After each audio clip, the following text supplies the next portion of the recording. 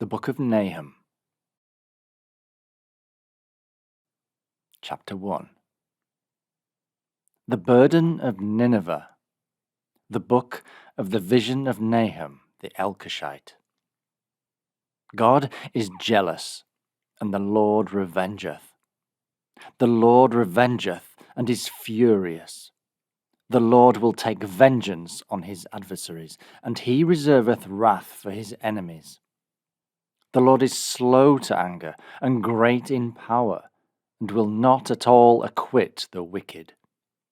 The Lord hath his way in the whirlwind and in the storm, and the clouds are the dust of his feet. He rebuketh the sea, and maketh it dry, and drieth up all the rivers. Bashan languisheth, and Carmel, and the flower of Lebanon languisheth.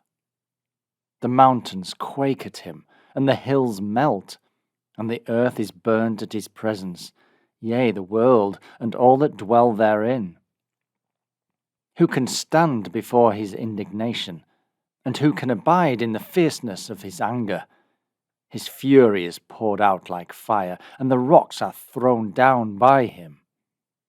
The Lord is good, a strong hold in the day of trouble, and he knoweth them that trust in him. But with an overrunning flood he will make an utter end of the place thereof, and darkness shall pursue his enemies. What do you imagine against the Lord? He will make an utter end. Affliction shall not rise up for the second time. For while they be folden together as thorns, and while they are drunken as drunkards, they shall be devoured as stubble fully dry.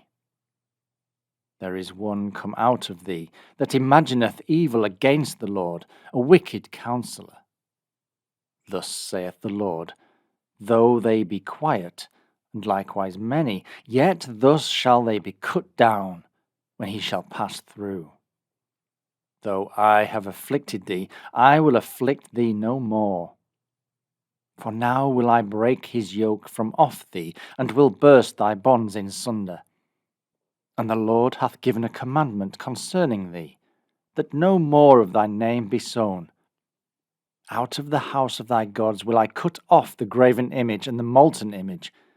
I will make thy grave, for thou art vile. Behold, upon the mountains the feet of him that bringeth good tidings, that publisheth peace. O Judah, keep thy solemn feasts, perform thy vows, for the wicked shall no more pass through thee. He is utterly cut off. Chapter 2. He that dasheth in pieces is come up before thy face. Keep the munition, watch the way.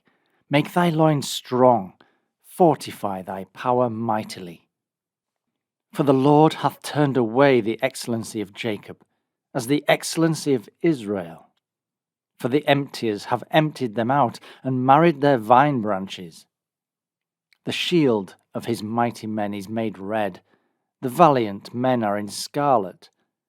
The chariots shall be with flaming torches in the day of his preparation, and the fir trees shall be terribly shaken. The chariots shall rage in the streets. They shall justle one against another in the broad ways. They shall seem like torches. They shall run like the lightnings. He shall recount his worthies. They shall stumble in their walk. They shall make haste to the wall thereof, and the defence shall be prepared. The gates of the rivers shall be opened, and the palace shall be dissolved. And Huzzab shall be led away captive. She shall be brought up, and her maid shall lead her as with the voice of doves, tabering upon their breasts. But Nineveh is of old like a pool of water, yet they shall flee away. Stand, stand, shall they cry, but none shall look back. Take ye the spoil of silver, take the spoil of gold, for there is none end of the store and glory out of all the pleasant furniture. She is empty and void and waste, and the heart melteth, and the knees smite together, and much pain is in all loins, and the faces of them all gather blackness. Where is the dwelling of the lions, and the feeding place of the young lions, where the lion, even the old lion, walked, and the lion's whelp, and none made them afraid? The lion did tear in pieces enough for his whelps, and strangled for his lionesses, and filled his holes with prey, and his dens with raven. Behold, I am against thee, saith the Lord of hosts, and I will burn her chariots in the smoke, and the sword shall devour thy young lions. And I will cut off thy prey from the earth, and the voice of thy messengers shall no more be heard. Chapter 3. Woe to the bloody city! It is all full of lies and robbery. The prey departeth not. The noise of a whip, and the noise of the rattling of the wheels, and of the prancing horses, and of the jumping chariots. The horseman lifteth up both the bright sword and the glittering spear. And there is a multitude of slain, and a great number of carcasses, and there is none end of their corpses. They stumble upon their corpses. Because of the multitude of the whoredoms of the well-favoured harlot, the mistress of witchcrafts, that selleth nations through her whoredoms, and families through her witchcrafts. Behold, I am against thee, saith the Lord of hosts, and I will discover thy skirts upon thy face, and I will show the nations thy nakedness, and the kingdoms thy shame. And I will cast abominable filth upon thee, and make thee vile, and will set thee as a gazing stock. And it shall come to pass, that all they that look upon thee shall flee from thee, and say, Nineveh is laid waste. Who will bemoan her? When shall I seek comforters for thee? Art thou better than Populus? No, that was situate among the rivers, that had the waters round about it, whose rampart was the sea, and her wall was from the sea. Ethiopia and Egypt were her strength, and it was infinite. Put and Lubim were thy helpers. Yet was she carried away, she went into captivity. Her young children also were dashed in pieces at the top of all the streets, and they cast lots for her honourable men, and all her great men were bound in chains. Thou also shalt be drunken, thou shalt be hid, thou also shalt seek strength because of the enemy. All thy strongholds shall be like fig trees with the first-ripe figs. If they be shaken, they shall even fall into the mouth of the eater. Behold, thy people in the midst of thee are women.